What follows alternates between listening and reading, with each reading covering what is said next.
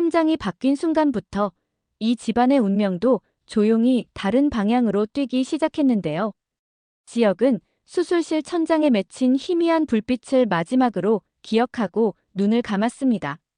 숨이 막히는 고통 속에서 그는 이미 몇 번이나 삶을 정리했다고 생각했었죠. 그런데 다시 눈을 떴을 때 가슴 한가운데서 전혀 다른 박동이 느껴졌습니다. 익숙하지 않은 리듬이었고 이상하게도 두려움보다 낯선 온기가 먼저 스며들었어요. 그 심장이 누구의 것이었는지는 아무도 말해주지 않았지만 그날 이후 지역은 분명히 이전과는 다른 사람이 되어가고 있었습니다. 병실 한쪽에서 은호는 밤새 한 번도 눈을 붙이지 못한 채 지역의 손을 붙잡고 있었는데요. 살아있다는 사실이 기적이라는 걸 누구보다 잘 알았기에 손을 놓는 게 무서웠습니다. 지역이 의식을 되찾아 그녀를 바라보는 순간 은호는 웃으면서도 울고 있었어요.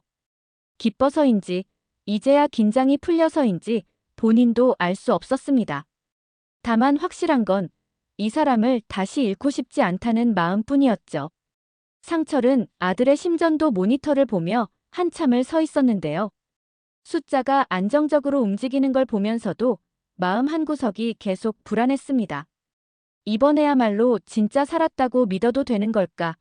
혹시 또다시 무너지는 건 아닐까? 다정은 그런 상철의 손을 꼭 잡고 아무 말도 하지 않았습니다. 말로는 위로가 안 된다는 걸 이 부분은 이미 수없이 겪어봤거든요. 지역의 회복은 예상보다 빨랐습니다. 몸은 아직 완전하지 않았지만 눈빛이 달라졌어요. 죽음의 문턱을 넘었다 온 사람 특유의 단단함이 서서히 자리 잡고 있었습니다. 그 변화는 은호가 가장 먼저 느꼈죠. 이전의 지역은 늘 참고 버티는 사람이었다면 지금의 지역은 선택하는 사람이 되어가고 있었습니다. 무엇을 지킬지, 무엇을 내려놓을지 스스로 정하려는 얼굴이었어요. 그리고 그 선택의 첫 번째가 은호였습니다. 병원 복도에서 그는 은호를 불러 세웠고 조용히 말했어요. 나 다시 살아났는데요. 이번엔 도망치지 않을게요. 그 말에 은호는 아무 대답도 하지 못하고 고개만 끄덕였는데 그 순간 이미 마음은 정해져 있었던 것 같아요. 한편 박진석의 집은 겉보기엔 여전히 화려했지만 안쪽은 서서히 금이 가고 있었습니다. 고성이는 남편의 눈빛이 예전과 다르다는 걸 느끼고 있었어요. 말투는 여전히 점잖았지만 그 안에 깔린 냉기가 점점 더 노골적이었죠. 이혼 이야기를 꺼냈을 때 박진석이 보였던 반응은 고성희의 예상보다 훨씬 잔인했습니다. 그는 이혼을 거부하면서도 고성희의 생활 기반을 하나씩 끊어냈거든요. 카드가 막히고 통장이 묶이고 집안 사람들마저 등을 돌리기 시작했습니다. 고성희는 스스로를 피해자라고 믿고 있었는데요. 자신은 사랑했고 선택했을 뿐이라고 생각했어요. 하지만 박진석은 그 믿음 자체를 용서하지 않았습니다.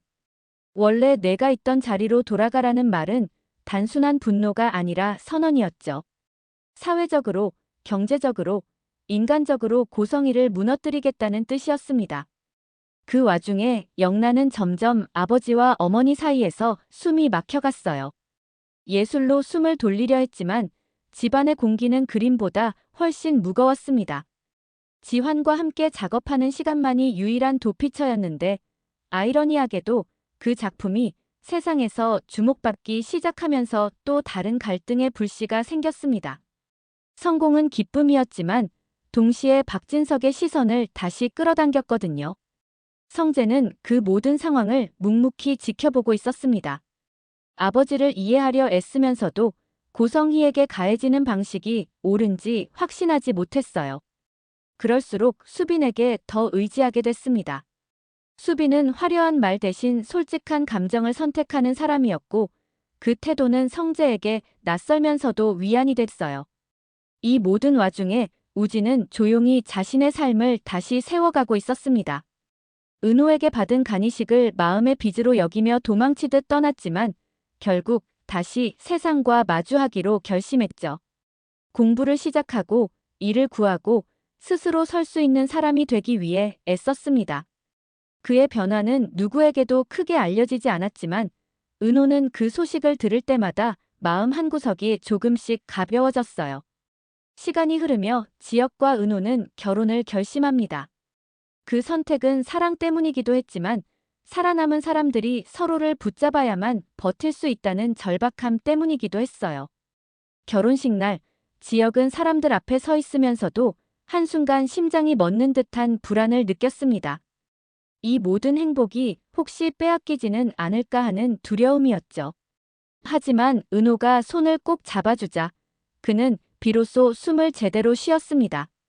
그날 식장 한편에서 우진이 조용히 그 모습을 지켜보고 있었고 영란은 박수를 치면서도 복잡한 표정을 숨기지 못했어요.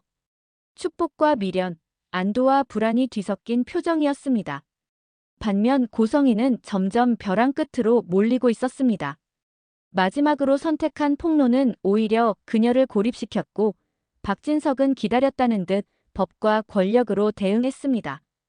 결국 고성이는 스스로를 지킬 언어를 잃었고 사람들은 그녀의 말을 더 이상 듣지 않았어요. 정신병원이라는 공간은 보호이자 감옥이었고 고성이는 그 안에서 끊임없이 같은 질문을 되뇌었습니다. 나는 정말 이렇게까지 잘못한 걸까? 박진석은 병원 문 앞에서 잠시 멈춰서서 생각했는데요. 복수가 자신을 얼마나 공허하게 만들었는지 그제야 조금씩 깨닫고 있었습니다. 하지만 이미 벌어진 일들을 되돌릴 용기는 없었어요. 그는 여전히 선택했고 그 선택에 책임을 지는 방법도 여전히 서툴렀습니다. 이후 1년, 겉으로 보기엔 모두 제자리를 찾은 듯 보였습니다. 지역은 회사에서 더 단단한 리더가 되었고 은호는 자신의 일을 계속 이어갔으며 아이 울음소리가 집안에 가득 찼습니다.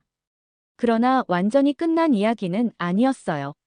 새 심장이 준 두 번째 삶 박진석의 미완의 후회, 고성이가 끝내 인정하지 못한 진실, 그리고 아직 말해지지 않은 어떤 선택들까지.